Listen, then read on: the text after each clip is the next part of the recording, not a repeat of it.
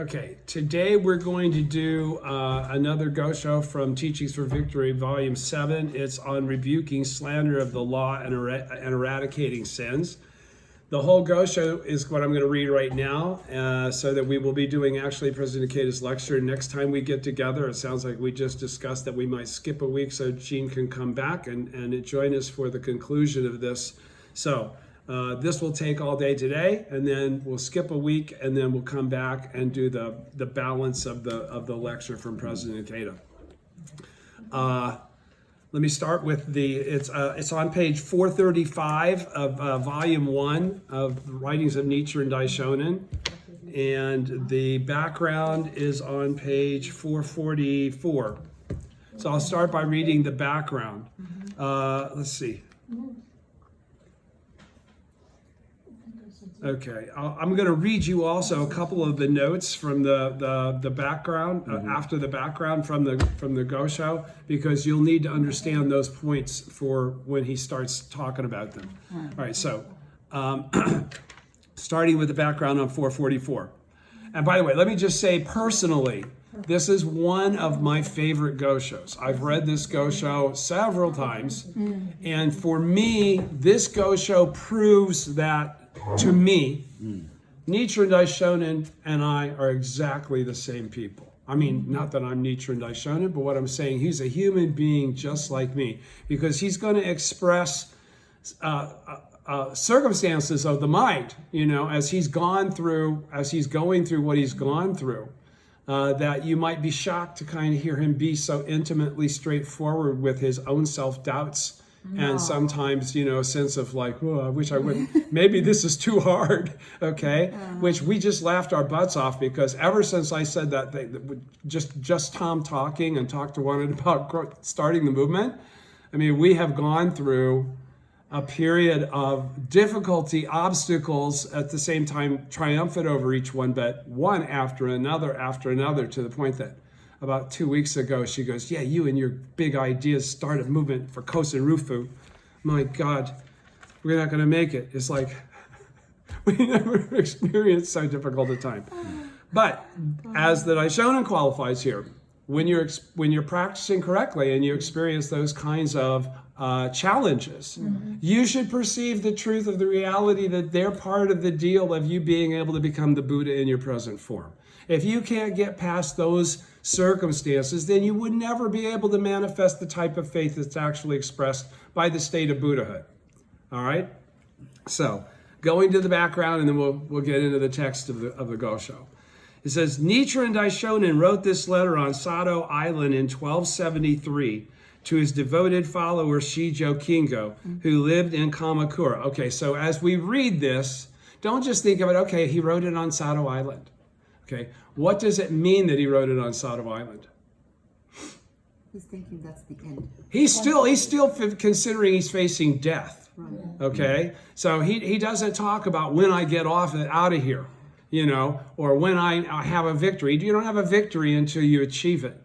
Okay, and so he has no sense of certainty about his future, but what he does know is that from the time he was 16, when he had this epiphany that something's wrong because the country shouldn't be in the terrible shape that it's in if the sutras are correct, or if the sutras are being correctly adhered to. So that was really the difference between the Daishonin and many other people that had been struck by Buddhism at a young age in Japan, was the reality that he went out to seek what was the doctrinal foundation for how things could be screwed up, because they really shouldn't be screwed up because Buddhism is correct.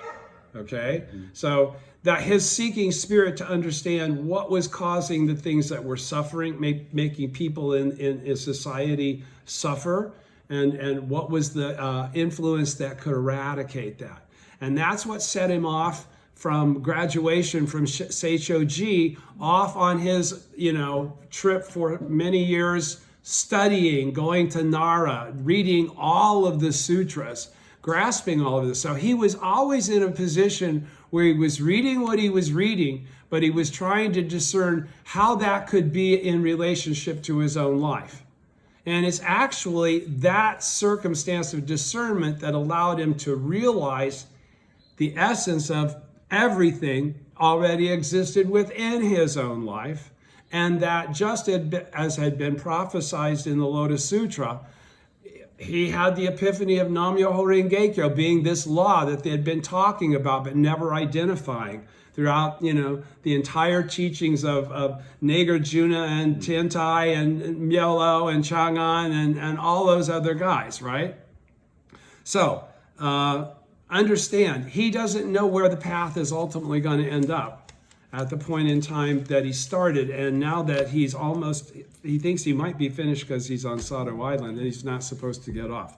So here he goes. Nichiren Daishonin wrote this letter on Sado Island in 1273 to his devoted follower Shijo Kingo, as usual. Shijo Kingo, the man of faith, who lived in Kamakura. Though in exile, the Daishonin says in this letter that his overriding emotion is one of joy. He has been banished precisely because he denounced the errors of those who slandered the Lotus Sutra, just as the Lotus Sutra says to, and qualifies that the votary of the Lotus Sutra will, denounce the errors of those who slander the Lotus Sutra. Because the Lotus Sutra says, what about people who slander the Lotus Sutra? What does the Lotus Sutra say about people that slander the Lotus Sutra? Whether they mean to or not. They create tremendous karma that can only be expiated by punishment in lifetime after lifetime in a state that is not nice. Okay, he talks about it going to the Avicii hell. Okay, I think that's for kalpas. But how long is a kalpa? Is it forever? No, it's only about 16 million years. Okay, only when you're talking about eternity. But again, that's how it's all scoped out. He says he had been banished precisely because he denounced the errors of those who slandered the law. And that's when we go to the encouraging devotion chapter, the 20 line verse. We beg you not to worry after the Buddha has passed into extinction in the age of fear and evil. We will preach far and wide. From the Lotus Sutra's 13th chapter, he's living that. He didn't set out to live that, but as things have gone down, that's the way it's turning out. No one else is opposing the slander of the Lotus Sutra at this point in time. Seichoji, or not Seichoji, but not in Rakuji, Dengyo's place, what was that one? Mount Hei has now become like a Nimbutsu place. All right? So that's what he's saying. Everything is screwed up because Nimbutsu, nobody's practicing the Lotus Sutra anymore. The Lotus Sutra's fallen into disrespect because Honen has preached disregard it, abandon, disregard it. It could help you if you had the capacity, but since you don't, it'll only confuse you. So just leave the Lotus Sutra alone. That was the problem with the teaching of Honen and the Nimbutsu that Daishonin was constantly fighting against. So he says, because he has met this great trial for the sutra's sake, the Daishonin explains, he is certain to thereby eradicate in this lifetime his evil karma accumulated since the distant past. This is the principle of rebuking the slander of the law and eradicating sins referred to in this letter's title. So as we follow along Nichiren's teaching, doing as the mentor has instructed us to, what do? The same freaking thing, right? We rebuke slander and eradicate sins. That's the whole thing. You've got to understand. The rebuking slander is not just for the head trip of you being right and another person being mistaken. It's really for the sake of you perfecting your own life. And in that process of defending the law and correcting somebody's slander, what are you doing? Showing the ultimate compassion. You're opening the door, So you're allowing them to hear the name and the words of the truth. So you're acting like their father and mother, that you're acting as a parent at the point in time. Like Chang'an said, one who rids the offender of evil is his parent. So that's where all this is headed. He goes, Because he has met this great trial for the sutra's sake, the Daishonin explains he is certain to thereby eradicate in this lifetime his evil karma accumulated since the distant past. We do the same thing. This is the principle of rebuking slander of the law and eradicating sins referred to in this letter's title. We do the same in the course of our lives through our practice. The Daishonin goes on to explain that when Shakyamuni Buddha preached the Lotus Sutra, he transferred the 5 characters of Myoho Renge-kyo, the essence of his teaching, only to the bodhisattvas of the earth. He makes the distinction. He talks about Manjushriya and Maitreya. And why wouldn't they have got it? They were number 1 and number 2 and from different worlds, have been around forever, let alone Sherry Future or any of the guys that were actually physically around him at that time from this age, from that same age. So he says, again, Shakyamuni transfer the essence, which is he says here, the 5 characters of Myoho Renge-kyo. Now, could Shakyamuni have inherited the 5 characters of Myoho Renge-kyo literally? No, because that's the title as translated from Japanese into Chinese characters, just pronounced with Japanese, and then we got namas, which is Sanskrit, added to it, and everything else. So what he's really talking about is the 5 or 7 characters of Nam-myoho Renge-kyo, the essence of his teaching. Okay, Shakyamuni's. Okay, because the truth is the truth. All right. So he says only to the bodhisattvas of the earth, because they're the only ones that could hang in the latter day of the law with enough faith to withstand the opposition that will occur in the process of bringing it forth. All right? So you're all great, huge, unbelievable Buddhas that you've been born into this world with this capacity already innately within you. He says, though the Daishonin does not state so here directly, he implies that he is the very one carrying out the task of these bodhisattvas of the earth, because he is, in propagating the essence of the Lotus Sutra, the essence in propagating Nam-myoho Renge-kyo. That's what he's saying there. They're saying there. The Daishonin subsequently likens himself to never disparaging, a bodhisattva appearing in the Lotus Sutra who revered all people as future Buddhas and met with abuse as a result. The fact that the Daishonin meets persecution, just as Bodhisattva Never Disparaging did for the sake of the Lotus Sutra, indicates that he is the sutra's votary in the latter day of the law. And as you famously said last time, how long, or it was George maybe, how long is the latter day of the law?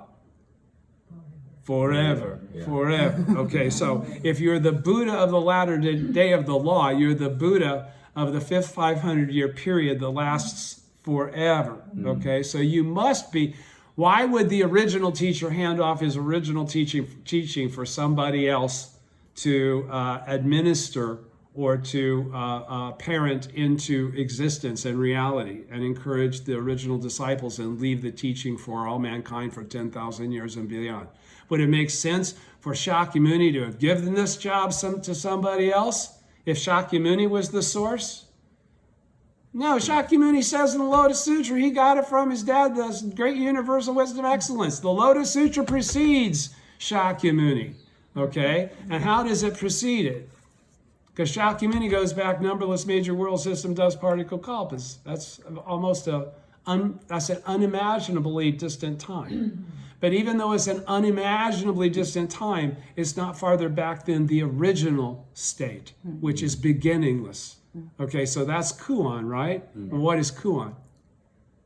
It's the original state of life. Okay, and what is the original state of life?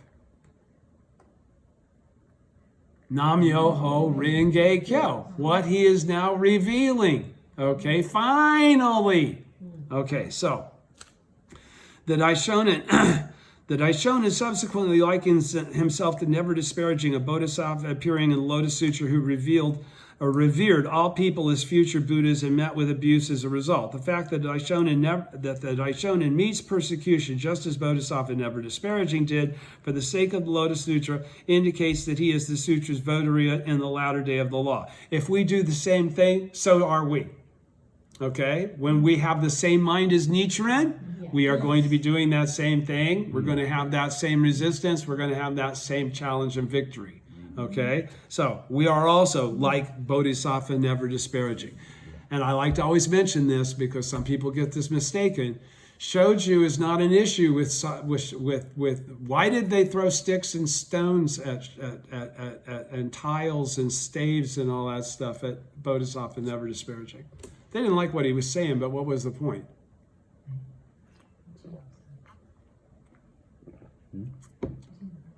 They were slandering him, okay?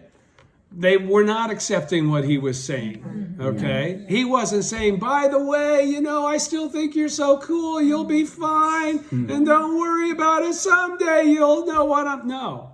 They went to hell for a long period of time. The Daishonin is going to describe that whole thing. So these people that we touch and we open the door for, it doesn't mean they're going to zoom up the elevator and immediately come out next lifetime as the Buddha.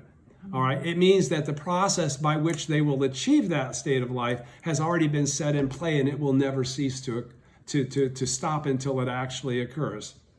Okay. So, pardon me. Okay. Then the text then raises a question on establishing the correct teaching for the peace of the land. The Risho and Kokoron, right? The Daishonin interpreted the disasters befalling the country as the effect of widespread belief in misleading teachings. Now he interprets them as omens of the spread of the Lotus Sutra. How are the two views to be reconciled? One is like a punishment, the other one's like, the beginning of the new beginning. How are these two views to be reconciled? The Daishonin makes clear that no fundamental contradiction exists, and you're going to love listening to that part. On the one hand, when the time comes for the propagation of Lotus Sutra, disasters arise when people persist in clinging to provisional teachings that no longer suit the times. In other words, the law is beginning to be propagated. The people that reject it help create all of that karmic reality reflected in the environment. Do you understand? That's why it becomes a period of quarrels and discord and natural disasters, because people, instead of embracing the correct teaching, now that it's time for the correct teaching to be embraced, they're still rejecting it. Okay, let me read that sentence again. On the one hand, when the time comes for the propagation of the Lotus Sutra, so when the time comes for Kosen Rufu to be achieved, disasters arise when people persist in clinging to provisional teachings. It doesn't apply to you, okay, that no longer suit the times. What does that mean? Why do they no longer suit the times? Why is the only reason Nam-myoho Renge-kyo comes along? What? It's the fifth 500-year period. We're now in the latter day of the law. Okay? Nam-myoho Renge-kyo suits the latter day of the law. The teachings of Shakyamuni suited the former and the middle day of the law. He says, on the other hand, when the votary of the Lotus Sutra, who is to propagate its teachings, which is us as well as him. That's why when I'm reading this to you, try and read it as though it's you, okay, that had written this Gosho, okay, that propagated his teachings, points out such errors and is persecuted as a consequence. So when the people slander the votary, as we've read 1,000,000 times, that's the worst evil you can create in your karma, is to slander the messenger. Not even to slander the messenger, you and me, is even more karmically devastating, dark, than slandering the original teacher. He's going to qualify that too. This is all from the Lotus Sutra. This isn't anything Nichiren makes up himself. That's what's freaking him out. He's just going by what the Lotus Sutra says, and it's a blueprint of what he's experiencing in his own life. Okay? That's why he comes to the point where he finally says, my holy shit, it must be me. It must be me. Okay? So this was not any head trip we walked out. It says, it is me, and I will now go find the teaching that substantiates that. That isn't the way that I am the one and the rise and the all. No, there's not like other religions. He goes through the process you or I would go through if we had studied sutras, tried to figure out what the hell they're saying. How could they be true with the faith that they must be true, because that's what drove him to be able to have a correct understanding, and then realizing, oh my goodness. And that's exactly what happens to you when you achieve Buddhahood in your present form. When you've been studying this for years and decades, and you suddenly come to that Rubicon and go, holy shit, I am the Buddha, and I always have been. Okay? So that's what he's talking about. He points out such errors is persecuted as a consequence, since hatred and jealousy, and he uses the same thing to validate this, since hatred and jealousy abounds even during the time of the thus come one, how much more so will it be after his passing? So he's saying, everybody that gets it is not going to be loved for having gotten it. Okay? There's going to be hatred and jealousy towards all of them, because who do you think you are to say you understand correctly? Well, I'm a disciple of the original teacher, and I know my shit because I've studied and studied and studied. So why is faith practice, Shingyo Gaku, why is that so important? Why can't we just have faith? Or why can't we just practice? Why must we study?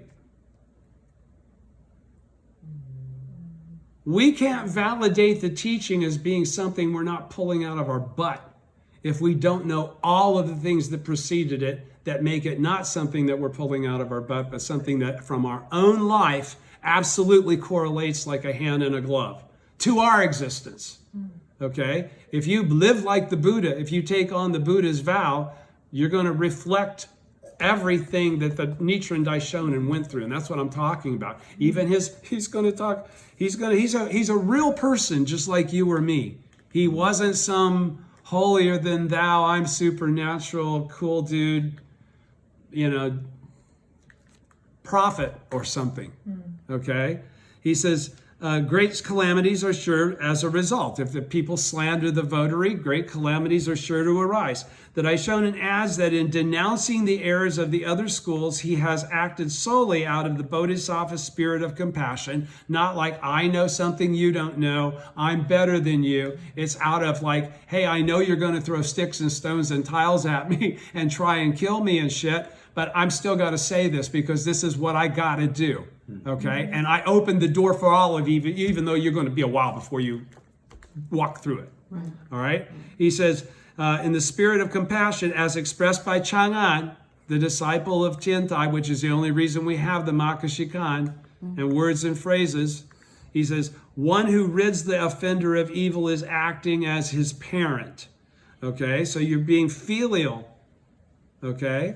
When you do this, because you're responding to the Daishonin's teaching in a filial manner.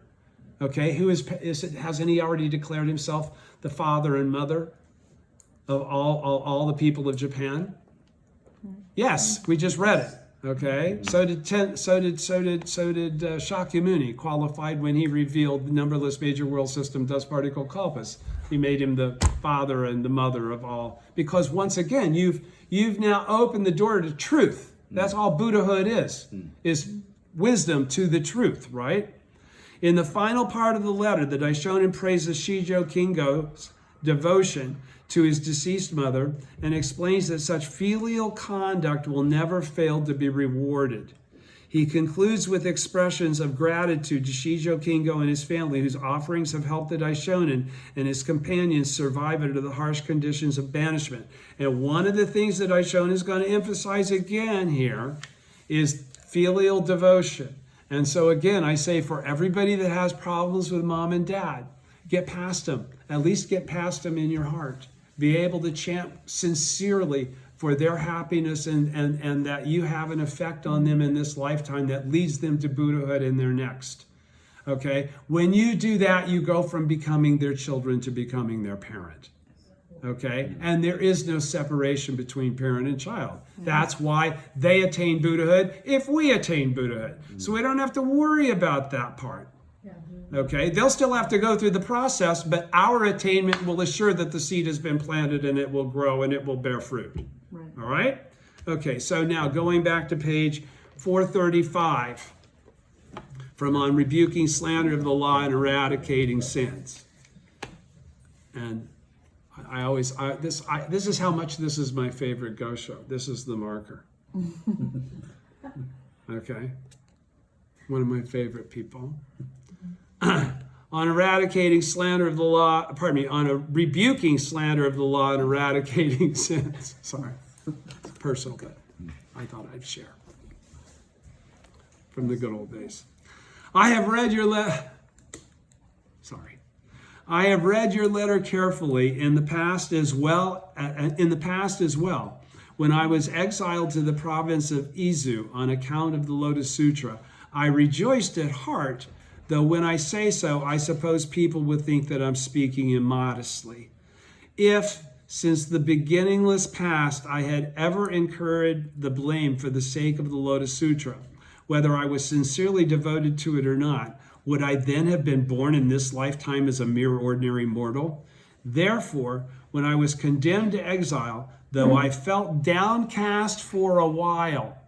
So did he go tripping off to Izu like, all right, I'm fulfilling the prophecy of the sutra? No, at first it was kind of confusing and sort of like, wow, this is a drag. I tried helping everybody, but he comes to this understanding as he continues on this path that all of these things that he's going through are really the things that the sutra says the votary will. In other words, he proves to himself through his own life that he is a votary. He is the votary of the latter day of the law.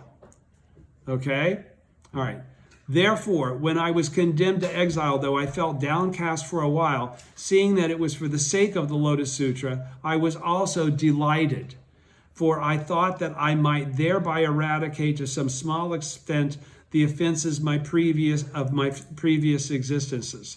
However, the various grave sins of the 10 evil acts, the 4 major offenses, the 6 major offenses, the 8 major offenses, the 10 major offenses, the 5 cardinal sins that condemn one to the hell of incessant suffering, the slander of the correct teaching, the sin of incorrigible disbelief accumulated since the beginning past, must stand taller than a huge mountain, run deeper than the great sea. All right, so going back, all of this first stuff you don't have to worry about because those are all sins from provisional Buddhism and they don't apply to us. Okay? So, however, the various grave sins of the 10 evil acts, check it off. You don't even have to know what it is. The 4 major offenses, you don't even have to know what it is. The 6 major offenses have nothing to do with you. The 8 major offenses, the 10 major offenses. The 5 sins, which is the 5 cardinal sins, though, do apply to us. They apply to anybody. What are the 5 cardinal sins? One of my favorite things, because you can't kill a Buddha.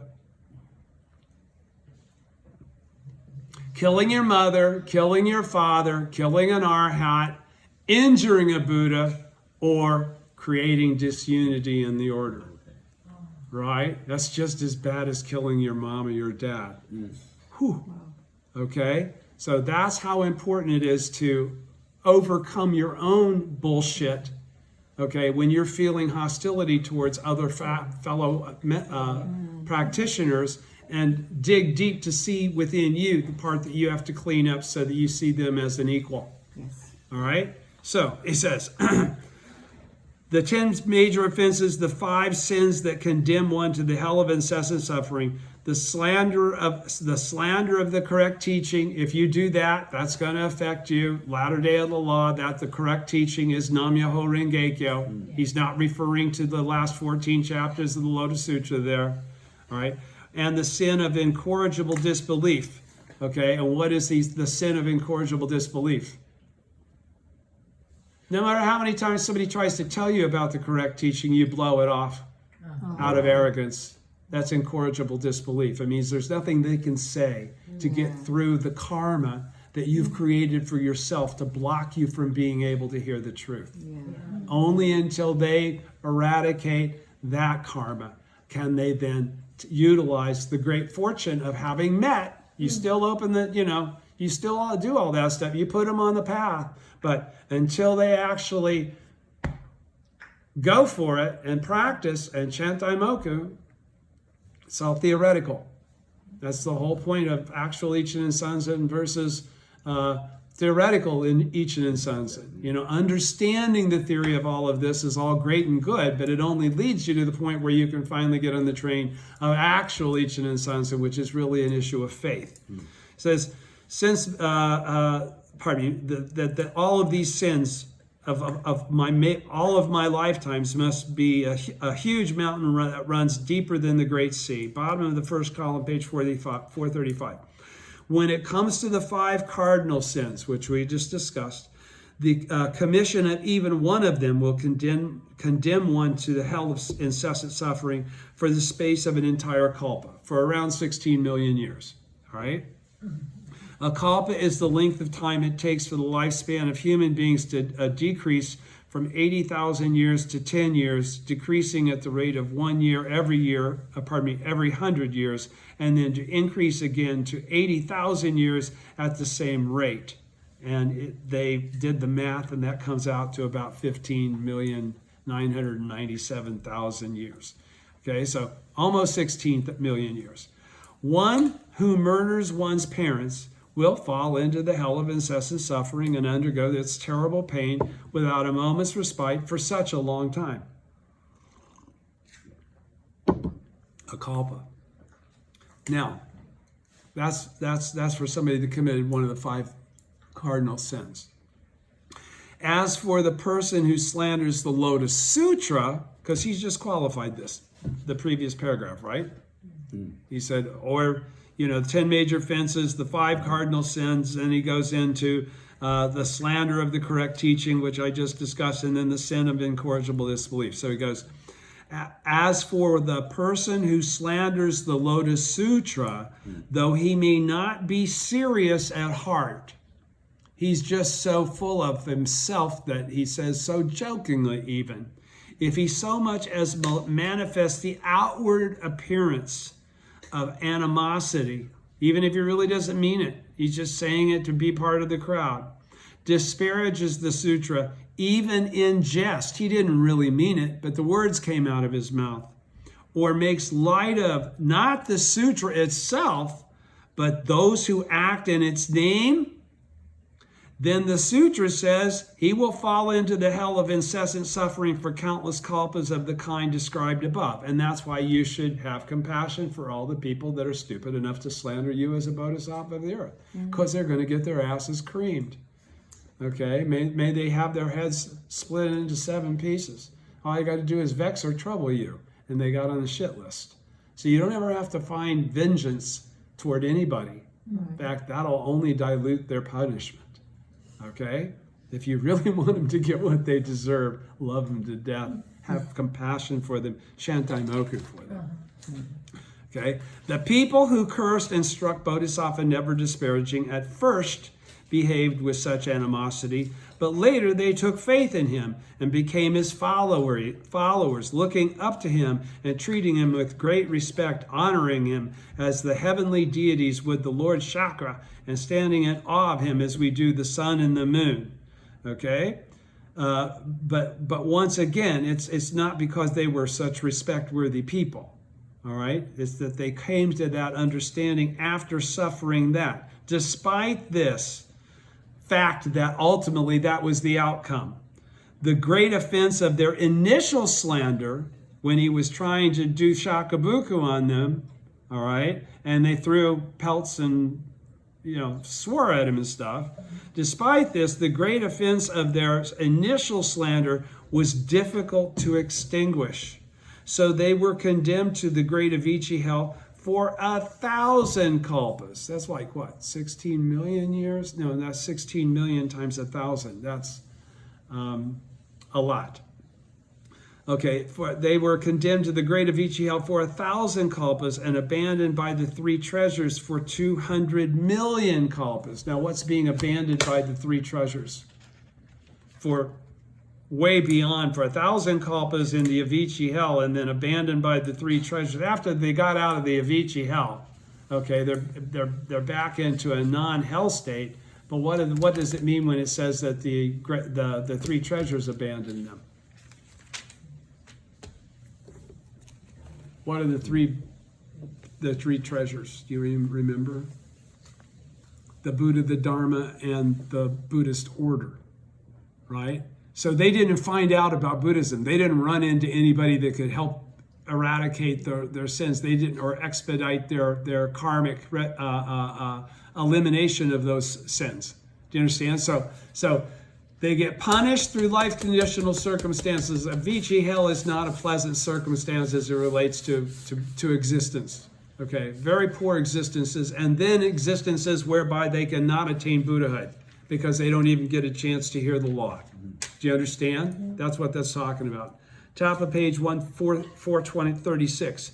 If one were liken the retribution for the 5 cardinal sins, killing mom and dad and arhat and so forth, and slander of the law to illness, then the 5 cardinal sins would be comparable to sunstroke, the effects of which appear suddenly. Slander of the law, on the other hand, is like white leprosy, which seems minor at first, but bit by bit becomes very serious indeed. Those who commit slander of the law are in most cases reborn in the hell of incessant suffering, or in a few cases in one of the 6 lower paths. If they are reborn in the realm of human beings, then the sutra tells us they will suffer from poverty, low status, white leprosy, and so forth. They're not going to be healthy, happy people. When I hold up the bright mirror of the Lotus Sutra before me, he says in the middle of page 436, second full paragraph, first column. When I hold up the bright mirror of the Lotus Sutra before me, all is crystal clear. There can be no doubt that in my previous existences, I was guilty of slandering the law. And if that's what he sees when he holds up the bright, clear mirror of the Lotus Sutra, then I have no problem acknowledging that's the case with myself as well. I'm his disciple. And if he had that circumstance, that's not a problem if I do too. I'll still attain Buddhahood.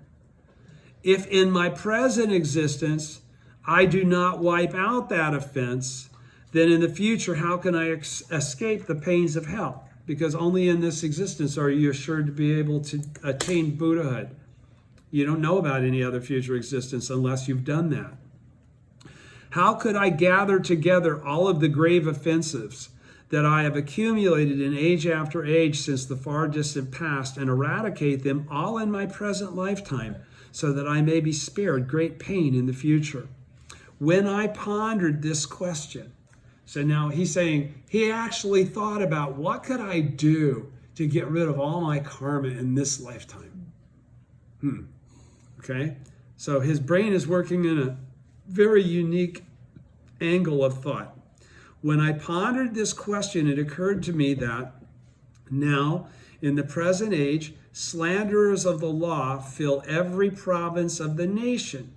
What is more, the ruler of the nation is himself, the foremost perpetrator of such slander, because they're all saying, gotta do nimbutsu, right? He says, if in such a time I do not expunge these heavy sins, if in such a time when I'm surrounded by slanderers, and it's so easy to eradicate my sins by rebuking that slander, okay? He says, if I can't do it now, when am I ever going to get such a great chance? I don't even have to aim. Everywhere I look, I'm surrounded by people that will help me eradicate the sins in my life because they're going to offer me the opportunity to rebuke their slander. Do you follow? All right, so he's saying, if in such a time I do not expunge these heavy sins, then at what time can I expect to do so? That's why when you get a pause in life, when you've been practicing for many years and life circumstance changes, and you still really haven't whipped that devil of the 6th heaven, he's still got a hold of you, and you're still not practicing to the depth that you know or feel that you must. You should grab that moment of opportunity to redouble all of your studying and bring forth your Buddha nature. Okay, because it's difficult. You got to find time to do all this. There will be a pause, though, in the midst of all of the turmoil. that will allow you, if you'll apply yourself to the right thing, to learn all of the things that you don't yet actually have incorporated into your life entity as it relates to wisdom. That's what I did. All right? So he says, I had the same thing. If I'm ever going to do it, if I'm ever going to master the Gosho, then if I don't do it now, when can I do it? Okay? You know what I'm talking about. And that's so, okay, it's like I better get my shit together and know where the Gosho says this and that. All right?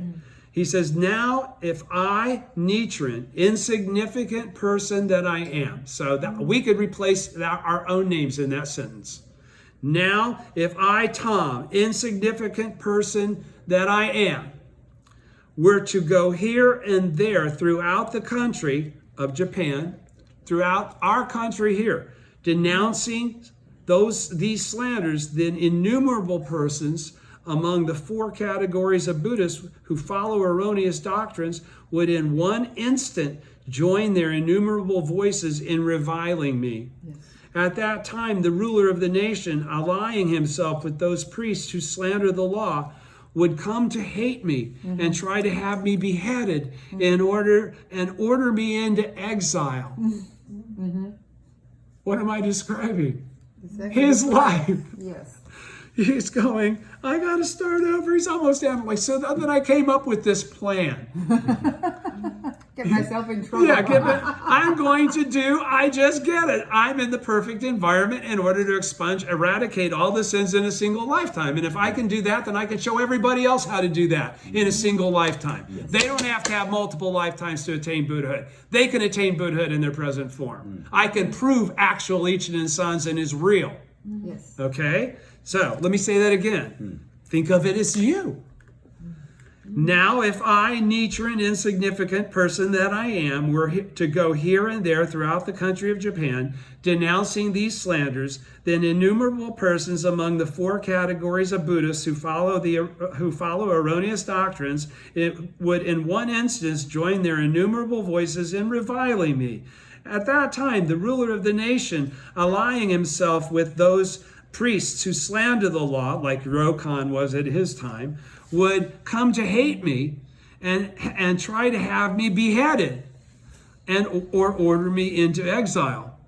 Talking about Tatsunokuchi and Sado, right? And if this sort of thing were to occur again and again, because the sutra says he will be banished again and again, and the Daishonin gives great significance to the fact that only he was actually exiled twice, because you're not supposed to survive in exile, right? They're actually sentences of death without killing you. Right. Okay, so he's going, and if this sort of thing were to occur again and again, just like it did to him, then the grave offenses that I have accumulated over countless kalpas would be wiped out within the space of a single lifetime. Such then was the great plan that I conceived, and it is now proceeding without the slightest deviation. So when I find myself thus exiled, sentenced to exile, because he's writing this on Sado. He's in exile. So when I find myself thus sentenced to exile, I can only feel that my wishes are being fulfilled. Because the most important thing to him is get rid of all this bullshit now. Okay? So that he doesn't have to suffer it in the future. Nevertheless, being no more than an ordinary person, I have at times been apt to regret having taken such a course. Why? We face all kinds of challenges. Because he's going to have all kinds of difficulties. And he says, nevertheless, being no more than an ordinary person, now that my plan is in place, it's working perfectly, I am really being persecuting, and my life has been threatened, and I've been exiled twice. He goes, now that I've brought all this on me and gotten rid of all this bad karma, nevertheless, being no more than an ordinary person, there have been times when my life condition made me feel something other than joy. Yeah. Just like we do. Yes. Okay? Just like we do. I have at times been apt to regret having taken such a course. And we're laughing because we have our own private conversations all day, every day. And if even I am troubled by such feelings, and if even I am troubled by such feelings of like, why in the hell, how did I get myself in this situation?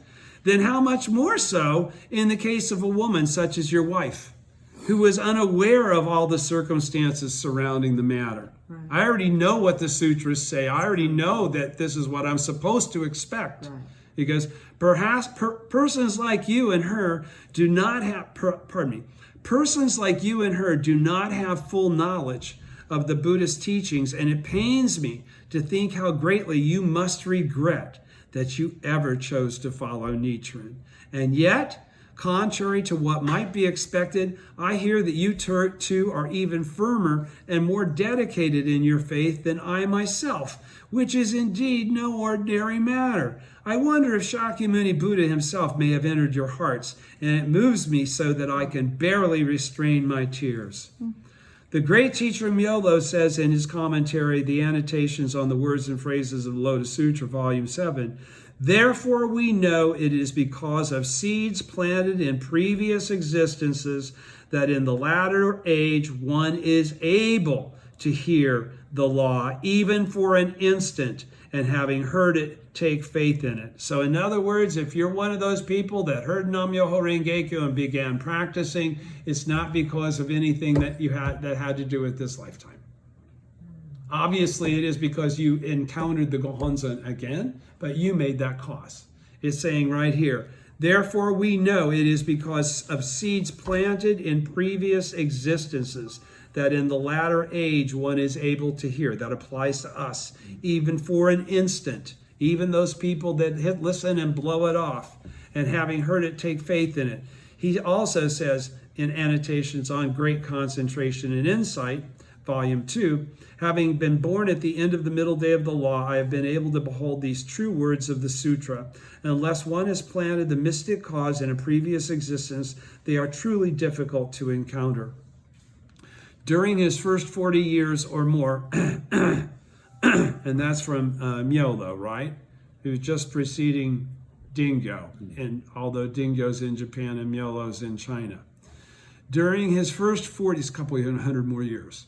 We are at the end. He's in the last 500 years of the fourth 500-year period. During his first 40 and more years of teaching, Shakyamuni Buddha kept secret the 5 characters of Myoho Renge-kyo. Not only that, he still remained silent concerning them when he preached the first 14 chapters of the Lotus Sutra, which comprise the theoretical teaching. It was only with the lifespan chapter that he spoke openly regarding the 2 characters of Renge, which represent the 5 characters of Myoho Renge-kyo and indicate the true cause, the true effect, and the true cause.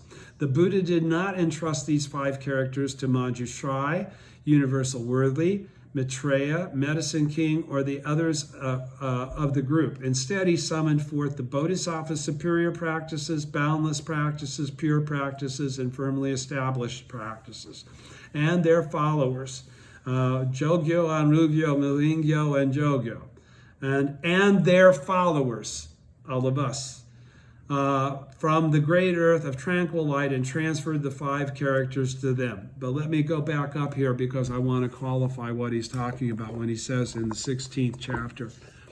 It was only in the lifespan chapter that he spoke openly regarding the 2 characters of Renge, which represent the 5 characters of Myoho Renge-kyo and indicate the true effect of the true effect and true cause.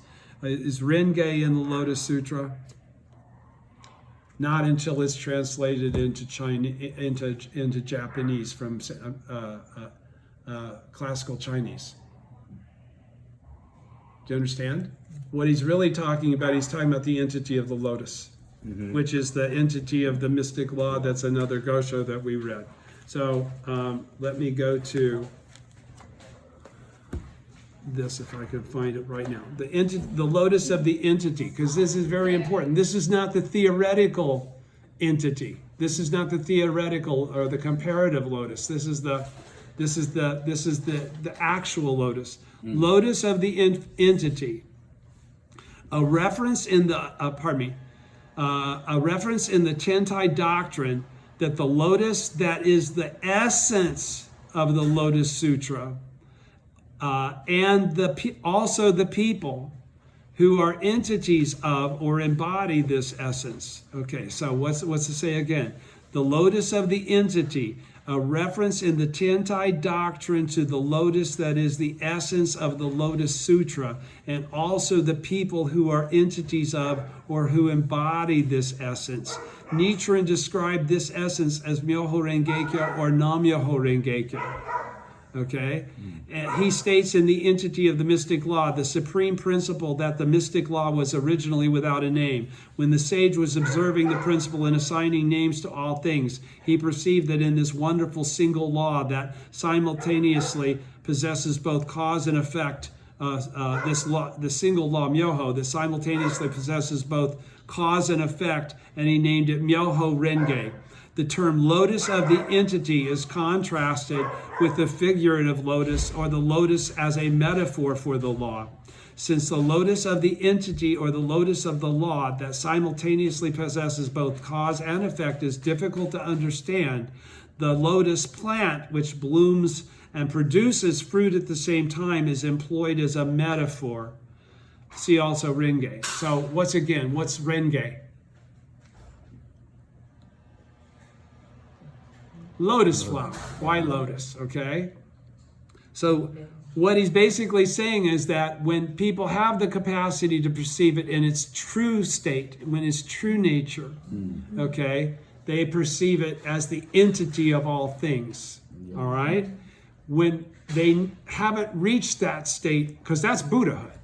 All right.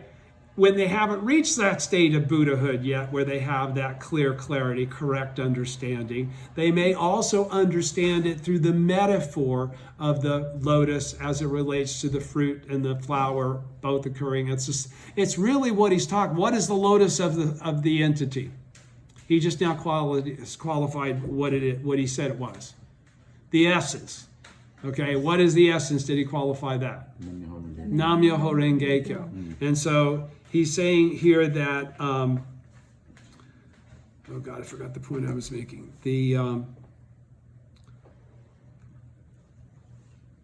That this entity, again, the entity of the law is you. The entity of the law is everything. Okay? The understanding that you are the entity of the law is the correct understanding. Okay? So, he states in the end of the limit, the mystic principle that the mystic law was originally without a name. When the sage was observing the principle and assigning names to all things, he perceived that there is this wonderful single law, a myoho, that simultaneously possesses both cause and effect. What simultaneously possesses both cause and effect? Yeah. It's the simultaneity of cause and effect. That's the original state. That is Nam-myoho Renge-kyo. That is not Myoho Renge-kyo. That is Nam-myoho Renge-kyo. All right? I wanted to clarify that. Okay. During the first 40 and more years of his teaching, Shakyamuni Buddha kept secret the 5 characters of Myoho Renge-kyo. Not only that, he still remained silent concerning them when he preached the first 14 chapters of the Lotus Sutra, which comprised the theoretical teaching. It was only with the lifespan chapter that he spoke openly regarding the 2 characters of Renge, which represent Nam-myoho Renge-kyo. Okay, is what that's saying, which represent the 5 characters of Myoho Renge-kyo and indicate the true cause and true effect. Because Nam-myoho Renge-kyo is what represents true cause and true effect. Okay, because it's only contained within the teaching of the latter day of the essential teaching of Nam-myoho Renge-kyo, not the last 14 chapters. It's not there. Go look, it's not there. Renge isn't there. Okay, the Buddha did not entrust these 5 characters to Manjushri, Universal Worthy, Maitreya, Medicine King, or the others of their group. Instead, he summoned forth the Bodhisattva's superior practices, boundless practices, pure practices, and firmly established practices, the 4 great Bodhisattvas, the Bodhisattvas of the earth, and their followers from the great earth of tranquil light, and transferred the 5 characters to them directly. what took place then was no ordinary ceremony. The thus come one many treasures who lives in the world of treasure purity made his appearance seated in a tower that emerged from the earth and was adorned with 7 kinds of treasures. That's the emergence from the earth, whatever that is. That's the 12th chapter, right? Or something like that. I believe it's the 12th chapter. And was adorned with 7 kinds of treasures. Shakyamuni purified 410,000 million nayutas of worlds in addition to this major world system, planted them with rows of jeweled trees measuring 500 yojanas high at intervals an arrow shot length, placed a lion seat 5 yojanas in height beneath each jeweled tree, and seated on these seats all the Buddhas from the 10 directions who were his emanations. Thereupon the thus come one, Shakyamuni, removed his soiled robe, opened the treasure tower, and took a seat beside the thus come one many treasures. It was though the sun and moon had appeared side by side in the blue sky, whereas though the heavenly king Shakra and the king born from the crown of the head had been able to sit together in the hall of the good law. Manjushri and the other bodhisattvas of this world and perceiver of the world's sounds and the other bodhisattvas of the other worlds were gathered together in open space throughout the 10 directions like so many stars filling the sky. At this time, in this great place, the great bodhisattvas such as Dharma Wisdom, Forest of Merits, Diamond Banner, and Diamond Storehouse, equal in number to the dust particles of the worlds of the 10 directions. This is all stuff that's been mentioned in all the sutras prior to the lotus, right? Who had gathered at the 7 places and 8 assemblies of the Flower Garland Sutra. It's the Flower Garland Sutra. You don't have to know what that is. And we're disciples of Vairocana Buddha, and who sits on the lotus pedestal of the worlds of the 10 directions. The Buddhas and Bodhisattvas who had gathered like clouds at the great treasure chamber when the sutras of the correct and equal period were preached. Do you see what he's doing? He's disqualifying each preceding great teaching. Okay, first of all, he's wiping out the Flower Garland. Then he's going to the correct and equal. Now he's going to say something about the Wisdom Sutras. He goes, equal... when the sutras of the correct and equal period were taught, Subhuti, Shakra, and the 1,000 Buddhas who had gathered to hear the Wisdom Sutras. The 4 Buddhas and 4 Bodhisattvas indicated among the 9 honored ones on the 8-petaled lotus of the Mahavrochana Sutra, the 37 honored ones of the Diamond Crown Sutra. So, okay, he just now knocked out true word. And the Buddhas and Bodhisattvas in the realm of the 10 directions who are to gather at the city of Kushinagara to listen to the Nirvana Sutra. All these assembled. So he's basically saying everything you've ever heard about from every school, all the dudes that were the main dudes from those schools were all at this ceremony. Okay, that is the ultimate ceremony, because it's where the great pure law, which has not yet been revealed because it doesn't get revealed till the 5th 500-year period, is passed from the founder of the great law, Shakyamuni, to the bodhisattvas of the earth led by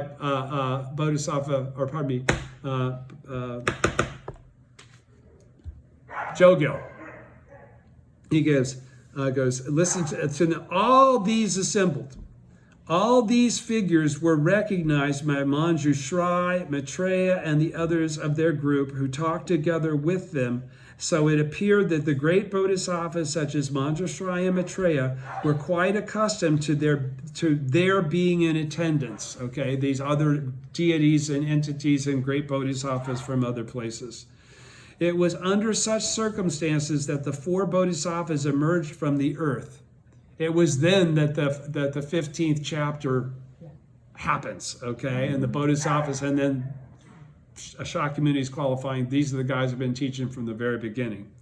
When Bodhisattva Manjushri, whose teachings the thus come one Shakyamuni was the 9th to inherit, whose teaching the thus come one Shakyamuni was the 9th to inherit, the Siddhartha, when he's talking about that Shakyamuni, he's talking about the Shakyamuni of India, and who is the mother of the Buddhas of the 3 existences, and Bodhisattva Maitreya, who will succeed Shakyamuni Buddha after his next rebirth, stood beside these 4 bodhisattvas. They seemed to be of no significance whatsoever. Now, do you understand what he's saying?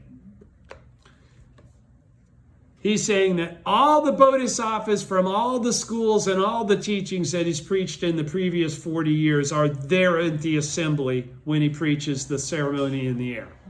Okay? And he's saying that even Maitreya and Manjushri are communicating with all these dudes that are heavy dudes from other places that have come for the sake of this ceremony, to give praise and to give validation, just like Many Treasures has. Okay, it's not like they're there to learn it for the first time. They're there to qualify because they're emanations of Shakyamuni, right? They already know. All right. So he says, but then when all the bodhisattvas that have been hanging for all this time, that precedes that they're mentioned in all the bodhisattvas of the preceding sutras are there, they in their appearance are of no comparative qualitative value to the 4 great bodhisattvas that appear. They look like hillbillies. They look like unlearned people. They look like beggars compared to the bodhisattvas of the earth. Why? Because they've all learned at some point in time since numberless major world system dust particle kalpas. But the original disciples are the original disciples of Kuan. Okay, and that's why they look like they look, because they're the badasses of the badasses. They're the ones that come in Mappo and never go Titan, even though they're going to be faced with all of the difficulties that the Shakyamuni and Nichiren, any Buddha has been. All right, and be common people doing it. Common people spreading the teaching, not great teachers spreading the teaching. Common people emerging as Buddhas themselves to spread the teaching. So he says, stood beside these 4 bodhisattvas, talking about all those other badass dudes that are Shakyamuni's cohorts. He says they seemed to be of no significance whatsoever. They were like humble mountain folk mingling in the company of nobles and high ministers, or like apes and monkeys seating themselves beside lions. Now that's quite a differentiation to create metaphorically. All right? He says, having summoned the 4 great bodhisattvas of the earth, Shakyamuni Buddha entrusted them with the 5 characters of Myoho Renge-kyo. Can't give him Nam-myoho Renge-kyo because it's not his job. And this entrustment too was no ordinary affair, for the Buddha first manifested 10 supernatural powers. Okay, so before all this goes down, he starts doing all the things that are looked at as oghams. The earth shakes in 10 different ways, and all kinds of weird stuff happens, and whatever. It's all in the sutra. He manifests his 10 supernatural powers. One of them is to stick his tongue up in the air, and all the other Buddhas stick their tongue up in the air. And it's not just up in the air, it's up into space. They're all these Buddha tongues are extending from earth up into space. I believe this is a metaphor. Okay. And this entrustment too was no ordinary affair, for the Buddha first manifested 10 supernatural powers. So he did all that weird stuff. When he extended his long, broad tongue, there it is, upward as far as the limit of the world of form, all the other Buddhas did likewise, so that the tongues of the Buddhas extended up into the air above the 410,000 million nayutas of worlds, like 100, 1,000, 10,000, or a million red rainbows filling the sky. Marvelous indeed was this sight. In this manner, the Buddha displayed the wonders of his 10 supernatural powers in what is termed the essence of the transfer of the essence of the sutra. He extracted the core of the Lotus Sutra and transferred it to the 4 bodhisattvas. He doesn't say he just transferred it to Jogyo. Okay? He fervently, because the Daishonin says in the orally transmitted teachings, we are all the 4 bodhisattvas. We have aspects of the 4 bodhisattvas, all of us. All right, sometimes it's all 4, sometimes it's only 1, but we all are entities of those aspects. He fervently enjoined them to bestow it after his passing upon all living beings of the 10 directions. He's talking about Nam-myoho Renge-kyo in code here. You understand that, right? If he transferred a secret to the bodhisattvas of the earth, what could it have been? Okay?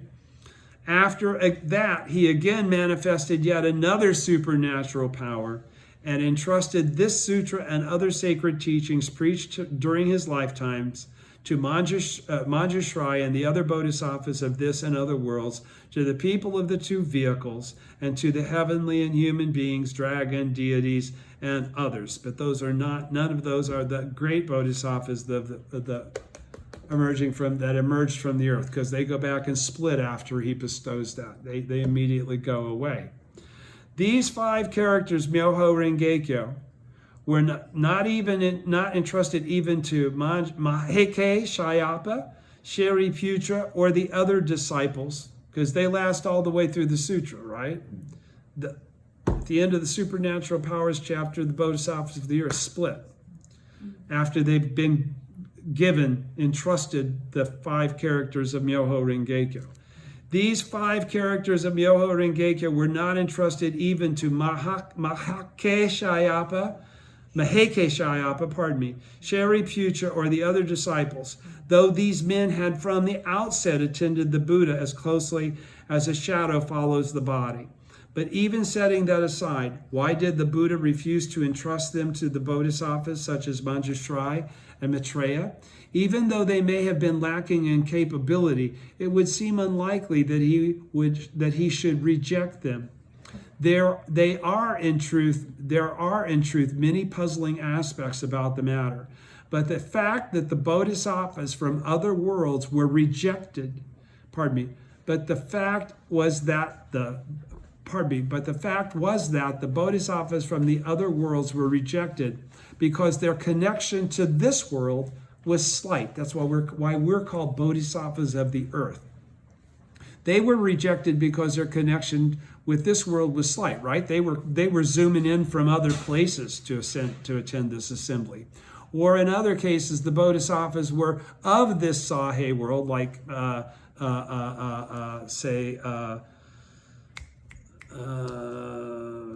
Shariputra, Maheke Shayapa, those dudes, Subhuti, all those guys were rejected because, although the bodhisattvas of this Sahe world, they had only recently established connections with this world. Or in still other cases, that some were rejected because although they were disciples of the Buddha, they had not been among his disciples when he first aroused the aspiration for and attained enlightenment in the remote past. And this is on about the Bodhi tree. Thus, among those who had been his disciples during the 40 and more years preceding the preaching of the Lotus Sutra, or during the preaching of the theoretical teaching, the first 14 chapters of the Lotus Sutra, there was not one who could be called an original disciple. And you notice, I always refer to us as the original disciples of the original teacher, because that's the distinction he's making right now. He's qualifying that there are original disciples that precede the other disciples. Okay, they could not be called an original disciple. We see from the sutra that only these 4 bodhisattvas had been the disciples of Shakyamuni, the Lord of teaching, since numberless major world system dust particle kalpas in the past, from the time when he had first aroused the aspiration for and attained enlightenment. They had never followed any other Buddha, nor had they required the instruction of the theoretical and essential teachings. When he says and essential teachings, he's talking about the second 14 chapters of the Lotus Sutra. They came there all fully loaded. There was nothing more for them to learn. They had already learned the essence of the original state. They're the only ones that knew that essence of the original state. Okay? That's why they could just leave again as soon as he had transferred it to them for them to emerge in the 5th 500-year period and beyond. Is everybody with me? Okay. And by the way, when in the Lotus Sutra, when the bodhisattvas of the earth, and they're led by the 4 bodhisattvas, Jogyo, Mohingyo, Anrugyo, Mohingyo, and Jogyo. Did just those 4 appear? No. There are multitudes of bodhisattvas of the earth. They all have their own retinues. They all have their own crews. Okay? And they've only been teaching this correct teaching to those crews. They've not been teaching the stuff from the former and middle day teachings, the wisdom sutras, or the correct and equal. They only need to know the one pure law, the great pure law of Nam-myoho Renge-kyo. That's what they've been teaching all this time. Okay? Okay, so then he says, the bottom paragraph, second column, 438. Thus Tentai says, the great assembly witnessed the bodhisattvas of the earth alone make this pledge. He also states, the Buddha said of the bodhisattvas of the earth, these are my disciples destined to propagate my law. Myolo says the children propagate the law of the Father. And Tao Shen states, the law embodied herein in the Lotus Sutra is the law that was realized countless kalpas in the past, and therefore it was entrusted to persons who had been the Buddha's disciples from countless kalpas in the past. Thus, these 5 characters of Myoho Renge-kyo were entrusted to these 4 bodhisattvas. Now, this is all coming from a Gosho, right? So this is Nichiren Daishonin writing a letter to who? Shijo Kingo and his wife. Why is he writing all of this doctrinal, this is pretty intense kind of substantive, from the sutras kind of stuff? Why is he doing that? He's validating to Shijo Kingo and his wife, you guys are on the right path. I am one of those original disciples. I am one of those great bodhisattvas that occurred. Now, I can't qualify myself as that, but my actions qualify me as that. Okay, and that's what he's going to say now. So it's a matter of extrapolation. Who else could it be but me? And who else could it be but you? Okay, as my disciples. All right? So, thus these 5 characters of Myoho Renge-kyo were entrusted to these 4 bodhisattvas. Thus, Nam-myoho Renge-kyo was entrusted to the bodhisattvas of the earth, is what that might as well say. Nevertheless, after the Buddha's passing during the 1,000 years of the former day of the law, the 1,000 years of the middle day of the law, and the 220 or more years that have elapsed since the beginning of the latter day of the law, nowhere in India, China, Japan, or any other place throughout Jambudvipa have these 4 bodhisattvas so much as made their appearance. Why is that? Bodhisattva Manjushri, though he was not specifically entrusted with the teachings of Myoho Renge-kyo, remained in this world for 450 years following the passing of the Buddha to spread the Mahayana Sutras. And even in the ages thereafter, he, from time to time, descended from Mount Fragrant or Mount Clear and Cool, assuming the form of an eminent priest in order to propagate the Buddha's teachings. Bodhisattva Medicine King took on the form of the great teacher Tentai. Bodhisattva Perceiver of the World's Sounds became the great teacher Nanye. And by the way, Nanye is Bodhisattva, is Tentai's teacher. And Bodhisattva Maitreya became Futashi. Moreover, Maheke Shayapa and Ananda worked to spread the teachings of the Buddha after his passing for 20 and 40 years respectively. And yet, in all this time, the Buddha's legitimate heirs to whom the teaching of Myoho Renge-kyo had been entrusted failed to make their appearance. He says, so, and yet in all of that time of those dudes doing what they were doing, none of the bodhisattvas of the earth reappeared. Okay? He said to preach the law that was the law that they were transferred from Shakyamuni directly to them in chapter 16. You with me? Or in chapter 23. During this period of 2,200 and more years, worthy rulers and sage rulers have honored painted images or wooden images of Shakyamuni, the Lord of Teachings, as their principal object of devotion. These are statues of Shakyamuni that, however they envisioned him to look, they were then created and recreated as some sort of contemplative focus in the same manner that we utilize the Gohonzon, right? Or a lot of people that didn't practice at least had a little Buddha in their house, okay? Whether they, and maybe perhaps opened an altar and bowed to it once. They didn't really do what we do in terms of a practice.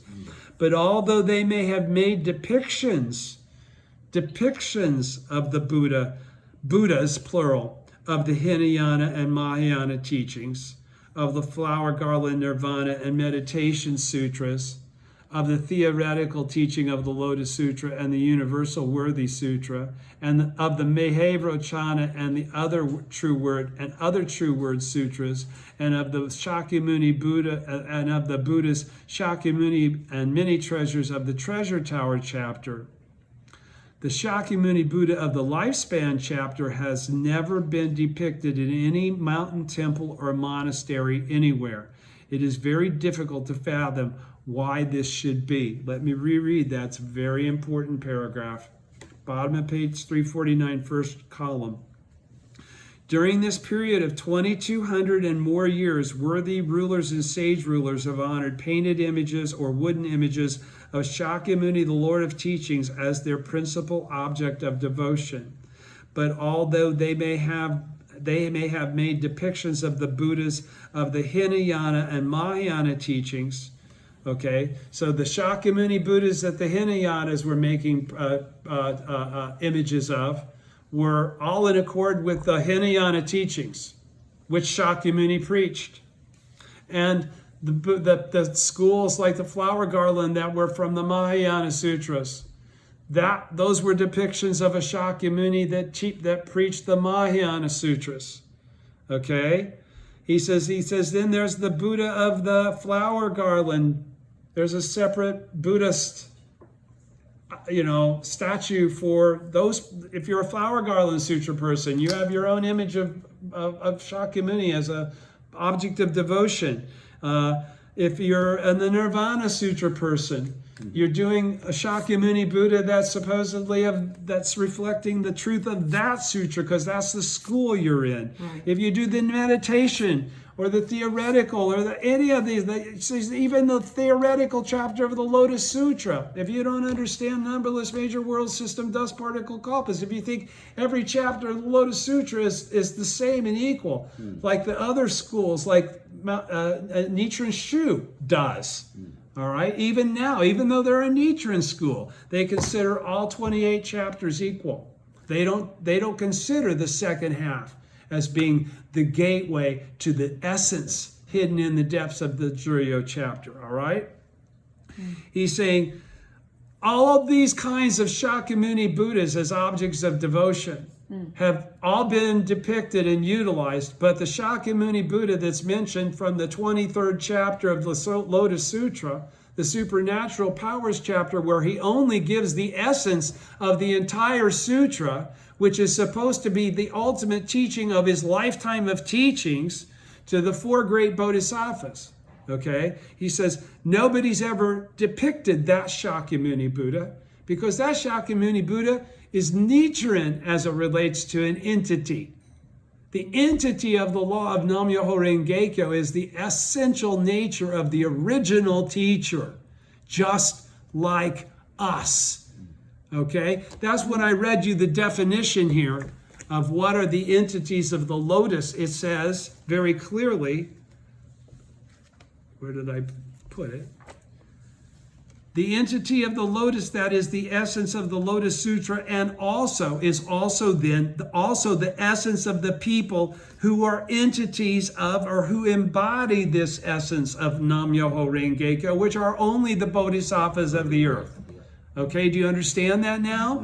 So, what is the Shakyamuni Buddha of the entity that we chant to? It's the Gohonzon.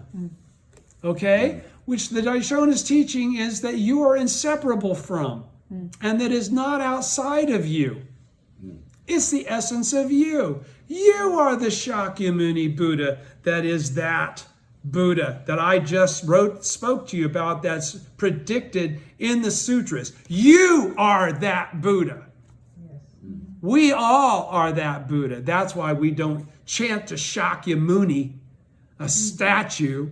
We chant to the thing that brings forth the essence of our life, our empowerment as a true Buddha. That's what makes us true Buddhas. We practice the true teaching. That's why this issue of correct teaching is manifest and emphasized over and over and over again. There's a million teachings, But only correct teachers can discern the correct teaching for the age. That's what's happened with Soka Gakkai. Yes. That's what's happened with us sitting around this table right now, independently, because we want to be here doing this. Right. Okay? Frankly, this is what gives me permission. It says, this is why you guys should be here with me. All right? So, again, let me just go there. He goes, pardon me. The Shakyamuni Buddha of the lifespan chapter has never been depicted in any mountain, temple, or monastery anywhere. It is very difficult to fathom why this should be, because you haven't been born yet, Master.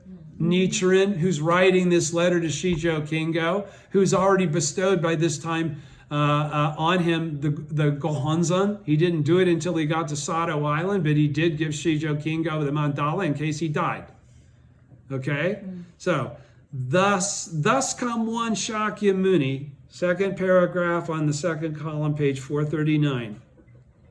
The thus come one Shakyamuni made specific reference to the last 500-year period and never designated the 2,000 years of the former and middle days of the law as the time for propagating the Lotus Sutra. The great teacher Tentai said, in the last 500-year period, the mystic way will spread and benefit humankind far into the future. Okay, so if he's talking about the mystic way, he can't be talking about the Lotus Sutra, because the Great Collection Sutra has already said that after the second 1,000 years, it loses its efficacy to change anything. Okay, so Tentai knew this was coming. And all of the disciples of Tentai, Dengyo, knew this was coming. But it wasn't time yet. It wasn't the fifth 500-year period. Only the Daishonin discerned that. In the last 500-year period, the mystic way will spread and benefit humankind far into the future, because Mappo is 10,000 years and beyond, right? Indicating that its propagation should be left to the future. The great teacher Dengyo wrote, the former and middle days are almost over, and the latter day is near at hand. In this way, he rejected the end of the middle day of the law as not being the time to propagate the Lotus Sutra. Are we to assume then that the great bodhisattvas, as numerous as the dust particles of 1,000 worlds who sprang up from the earth, intend to remain silent and unmoving and go on and to go back on the promise that they made when the teaching was entrusted to them by Shakyamuni many treasures and the Buddhas of the 10 directions in the ceremony of the air in the 23rd chapter? Yet even the worthy men described in the non-Buddhist scriptures know that one must await the right time. The cuckoo always waits until the 4th or 5th month to sing its song. Similarly, we read in the sutra that these great bodhisattvas must likewise wait until the latter day of the law to appear. Why do I say this? Both the Buddhist and non-Buddhist writings make clear that omens will always appear before a certain destined event actually occurs.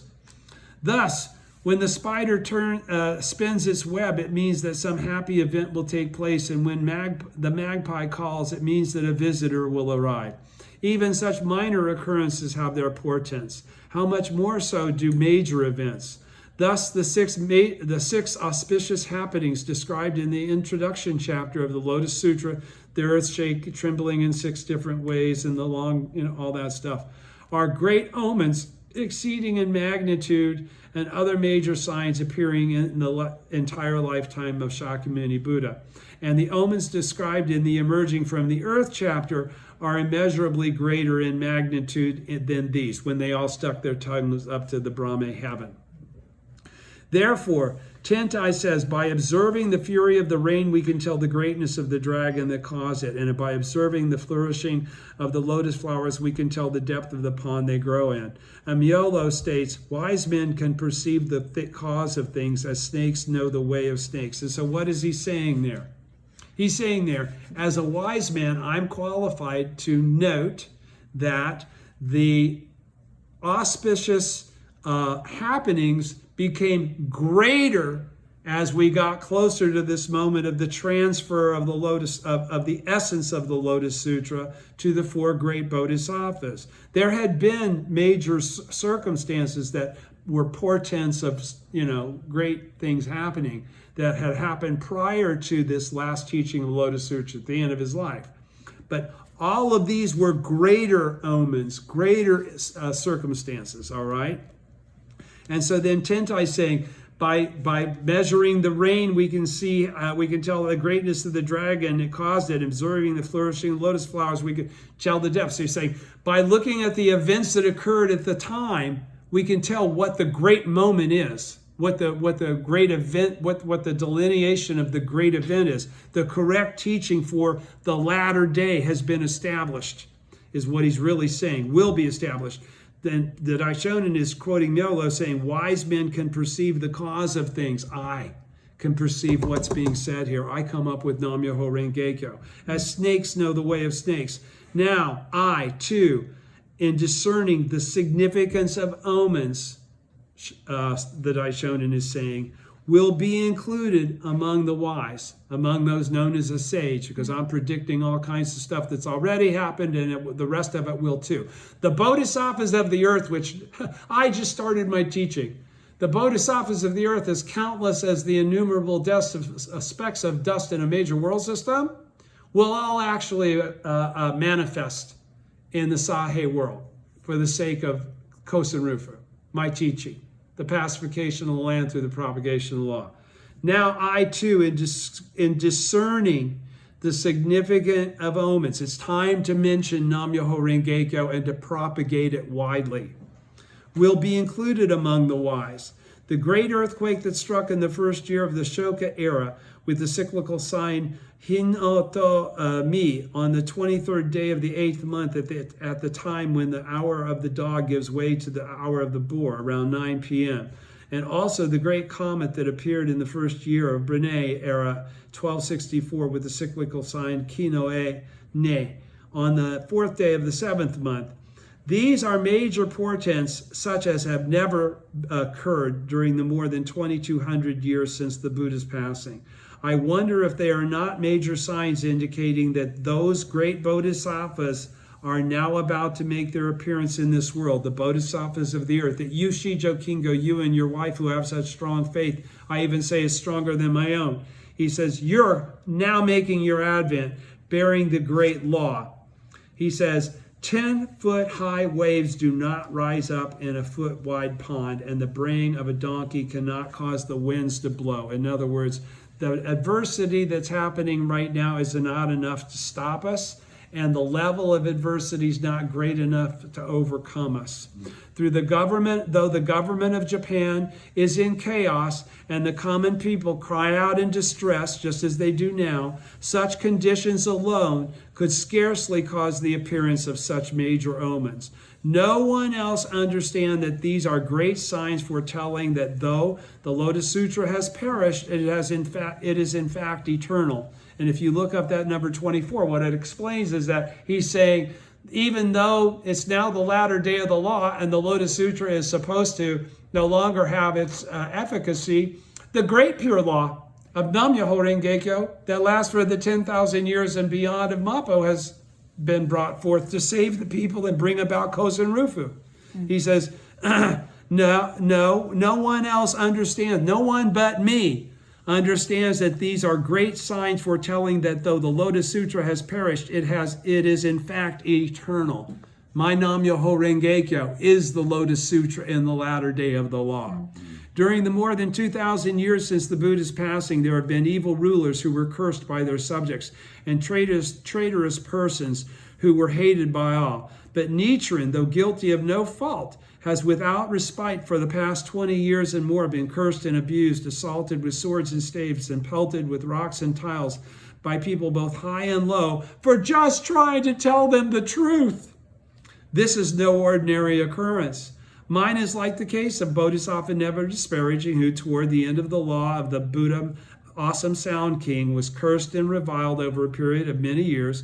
Moreover, Shakyamuni Buddha cited the example of this Bodhisattva and predicted that after his own passing in the latter day of the law, events would unfold in the same manner as in Never Disparaging's time.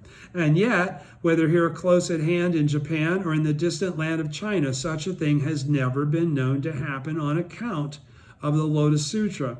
Because people hate me, No one mentions the significance of these things. If I mention it myself, it may seem to be self-praise. If I fail to mention it, however, I will commit the offense of making lies of the Buddha's words, because the fact that I'm experiencing is the only thing that is validating that what he said wasn't bullshit. Everything he said that would happen to the votary, I have validated through my life as the votary. That's what he's qualifying. I will commit the offense of, if I fail to mention it, if I fail to propagate the great pure law that I've realized through my own life, after I've experienced all the bullshit that it said I would for being that kind of person, he's saying, if I fail to mention it, however, I will commit the offense of making lies of the Buddha's words. I will speak of it because to hold one's own life lightly, to not worry about whether I get killed for doing this, but to care about the law more.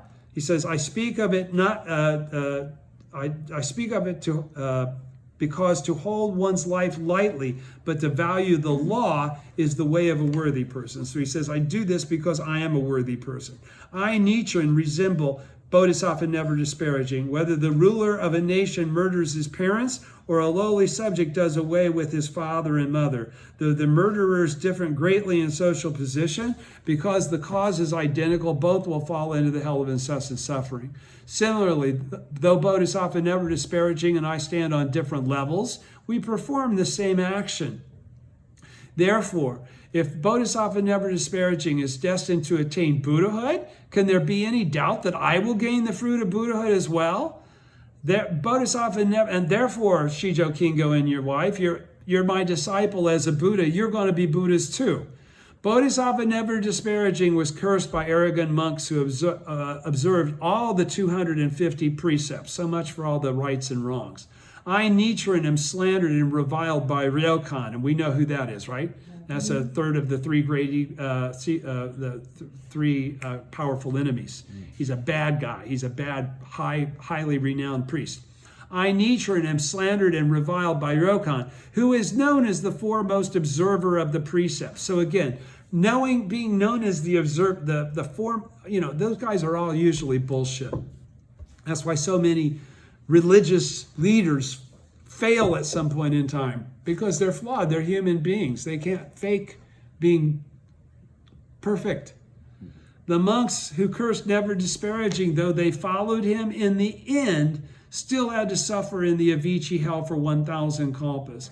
But Ryokan, who has yet to seek my teachings, but Ryokan has yet to seek my teachings. Hence, I do not know what will become of him. He may be destined to suffer in hell for countless kalpas. How truly pitiful. Question. With regard to the great earthquake of the Shoka era, in your remonstrative letter on establishing the correct teaching for the peace of the land, you entrusted to the lay priest Yodoya for submission to his lordship, the lay priest Shamiyo Ji, on the 16th day of the 7th month of the first year of the Bruno era, 1260, with the cyclical sign Kenoi Saru.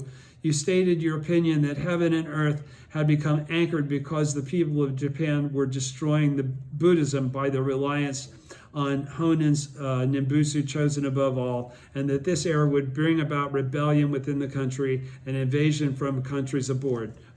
Now, what was he just referring to? It says here, it's the Risho and Kokuran.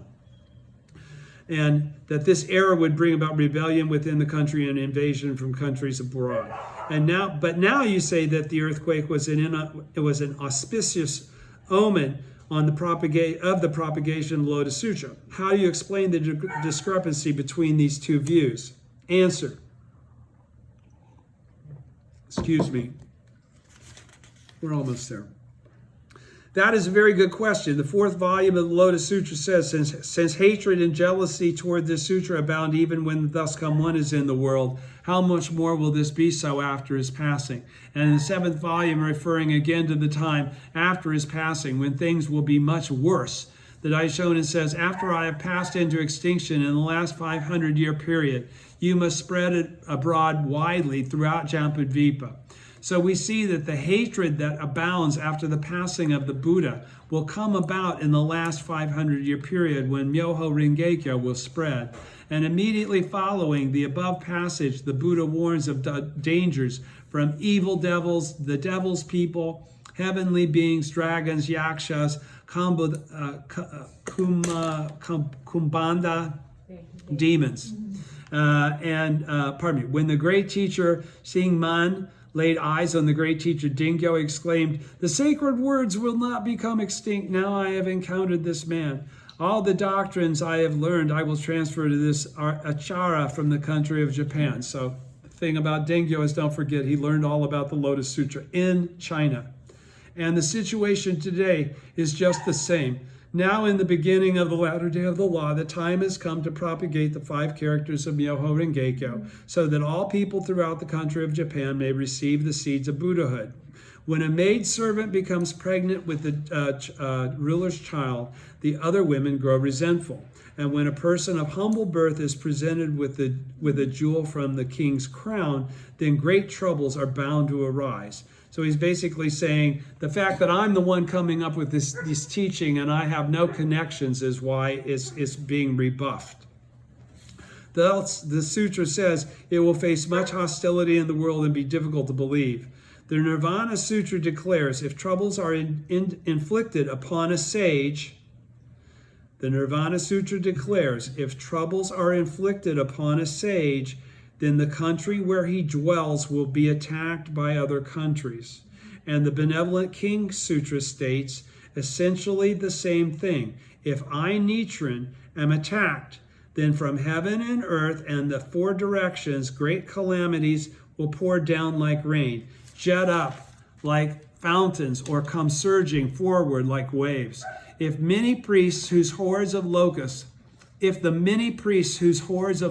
who afflict the nation and the ministers in power in the government persist in their ever-increasing slanders and accusations against me, then great disasters will occur in growing magnitude. When an Asura demon tried to shoot at the god Chakra, his arrow rebounded and pierced him in the eye. And when the Garuda birds attempted to attack the Dragon King Anavatapta, flames erupted from their own bodies and consumed them. Is the votary who upholds the Lotus Sutra inferior to Chakra or the Dragon King Anavatapta? The great teacher Chang'an says, one who destroys or brings confusion to the Buddha's teaching is betraying them. If one befriends another person but lacks the mercy to correct him, one is in fact his enemy. He also says one who rids the offender of evil is acting as his parent. All the people throughout Japan have been led astray by the wild assertions of Honen Nimbutsu, who tells them to discard, close, and ignore and abandon the Lotus Sutra, or of the Zen school, which declares its teachings to be a separate transmission outside the sutras, so that there is not a single one who is not destined to fall into the great citadel of the hell of incessant suffering. So believing over the past more than 20 years, I have never ceased to cry out in a loud voice against these errors, fearing neither the ruler of the nation nor the common people. I am in no way inferior to the outspoken ministers Quan Lung Feng and Pekan of old. I am like the 1,000-armed perceiver of the world's sounds, the Bodhisattva of great compassion, who strives to rescue at once all the beings confined to the hell of incessant suffering. When several children are caught in a fire, though the parents wish to save them all, at the same time having only 2 arms, they must decide which child to save first and which to leave until after. The Lotus Sutra is a parent with 1,000 arms, 10,000 arms, or 1,000,000 arms. The sutras preached before the Lotus Sutra have only 1 arm, or 2 arms, or as it were. But the Lotus Sutra, through which the Buddha has converted all living beings and caused them to enter the Buddha way, is a bodhisattva with innumerable arms, because it can save all people, not one at a time. It's not limited.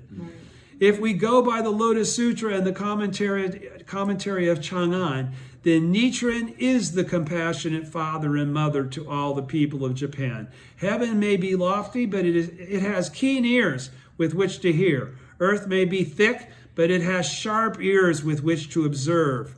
It has sharp eyes with which to observe.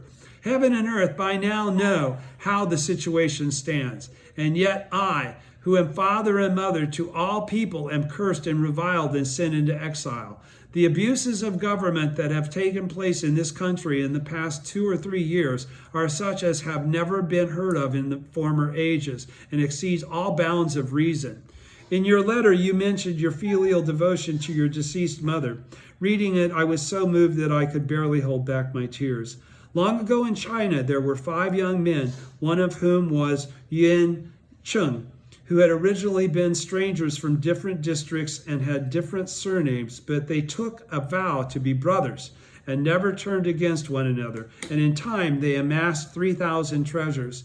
All these young men were orphans and grieved over this fact. When they met an old woman along the road, they decided to honor her as their mother.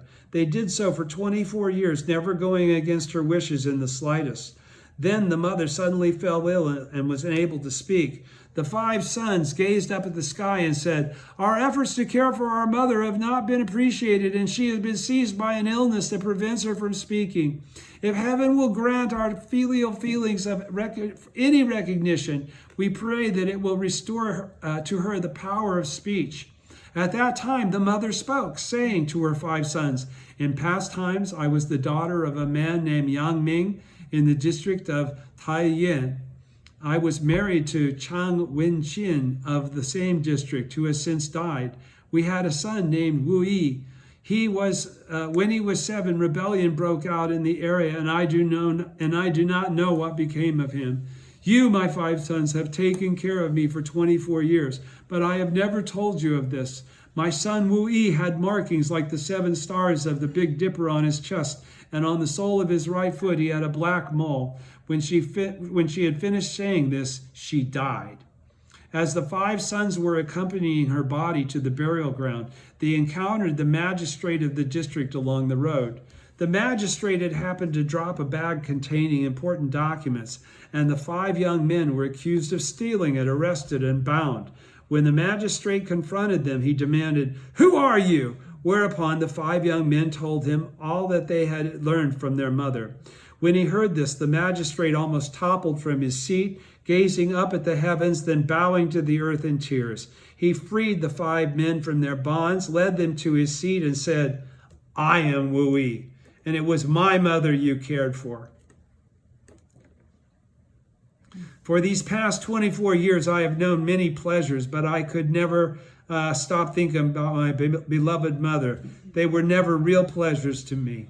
In time, he presented the 5 men to the ruler of the country, and each was appointed to be the head of a prefecture. In this way, even strangers were rewarded when they came together and treated someone as a parent.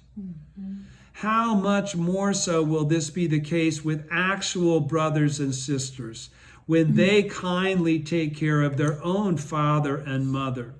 How could heaven possibly fail to approve? Pure Storehouse and Pure Eye used the Lotus Sutra to lead their father, who held erroneous views, to enlightenment. Devadatta was an enemy of the Buddha and was condemned by the sutras preached during the first 40 years and more years of the Buddha's teaching life. The moment of his death was terrifying. The earth split open and he fell into the hell of incessant suffering directly. But in the Lotus Sutra, he was summoned back and received the prediction that he would become the thus come one heavenly king. King Ajatasattu killed his father, but just before the Buddha entered nirvana, he heard the teachings of the Lotus Sutra and was able to escape the great sufferings of the Avicii hell. Evil people becoming Buddhas. Thus, this province of Sado is like a realm of beasts. Moreover, it is filled with Honen's disciples who hate me 100,000, 10,000 million times more than did the people of Kamakura. I am never certain whether I'm going to survive the day, but thanks to the warm support of both of you, he's talking to Shijo Kingo and his wife, I have managed to sustain my life thus far. When I consider this, I suppose that since Shakyamuni, many treasures, and the Buddhas and great bodhisattvas of the 10 directions all make offerings and pay reverence to the Lotus Sutra, these Buddhas and bodhisattvas must be informing your parents each hour of the night and day that you are assisting me. And the fact that you now enjoy your Lord's favor must also be due to your parents' merciful protection. Do you think of your siblings, do not think of your siblings as siblings. This is heavy duty stuff because it really relates beyond your siblings. It really relates to everyone. Do not think of your siblings as siblings. Just think of them as your own children. It is true that among children there are those, like the young of the owl, who are said to eat their own mother, or like the offspring of the Hakei beast, which watch for a chance to devour their own father. Though your own son Shiro takes care of his parents, if he is a bad person, perhaps there is nothing to be done. However, even a stranger, if you open up your heart to him, may be willing to lay down his life for you. So if you treat your young brothers as though they were your own sons, they may become your allies for life. And of course, it will make a favorable impression on others as well. And if you likewise think of your younger sisters as daughters, then why would they not respond with filial devotion to you, big brother? When I was exiled to this place, I assumed that no one would come to visit me, to Sato Island he's talking about. But I have no fewer than 7 or 8 persons with me here. And if it were not for your consideration, I do not know how we could manage to keep the whole group in provisions. I am certain that this is all because of the characters of the Lotus Sutra have entered your bodies in order to give us aid. I am praying that no matter how troubled the times may become, the Lotus Sutra and the 10 demon daughters will protect all of you, praying as earnestly as though to produce fire from damp wood or to obtain water from parched ground. There are many other matters to discuss, but I will close here. Nichiren, reply to Shijo Kingo. And next time we'll do Teachings for Victory, Volume 7. Thank you. Thank you.